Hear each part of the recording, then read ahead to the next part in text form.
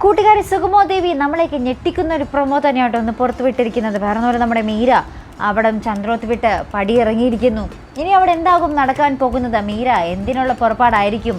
മീര ആരുടെ അടുത്തേക്കായിരിക്കും ചെല്ലാൻ പോകുന്നത്? നമ്മുടെ ഗിരീഷ് മാഷിൻ്റെ അടുത്തേക്കായിരിക്കുമോ?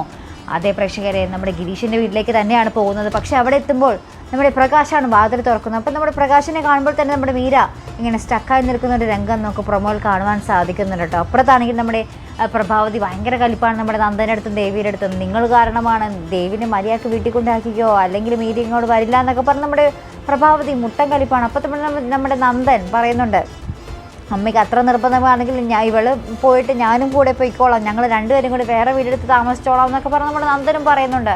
അങ്ങനെ ഒരു കൊടും യുദ്ധം തന്നെയാണ് നമ്മുടെ ചന്ദ്രോത്തും നടക്കുന്നത്. ഇനി മീര എന്തായിരിക്കും പദ്ധതി? നമ്മുടെ ഗിരീഷ് മാഷിൻ്റെ വീട്ടിലെത്തുമ്പോൾ അവിടെ നമ്മുടെ പ്രകാശിനെയും കൂടി കാണുമ്പോൾ ഇനി നമ്മുടെ മീര തീരുമാനം മാറ്റുമോ? എങ്ങോട്ടേക്കായിരിക്കും പോകുന്നത്? ആരുടെ അടുത്തേക്കായിരിക്കും അഭയം പ്രാപിക്കുന്നത്? നമ്മുടെ ബലരാമൻ ഇക്കാര്യങ്ങൾ അറിയുമ്പോൾ എന്തായിരിക്കും അവസ്ഥ?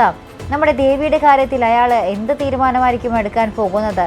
നല്ല രീതിയിലായിരിക്കുമോ, അല്ലെങ്കിൽ നമ്മുടെ ദേവികയെ തന്നെ ഇല്ലാതാക്കുന്ന രീതിയിലുള്ള തീരുമാനങ്ങളായിരിക്കുമോ നമ്മുടെ പ്രഭാവതിയും ബലരാമനും കൂടി എടുക്കാൻ പോകുന്നത്? അതും നമുക്ക് കാണേണ്ടിയിരിക്കുന്നു.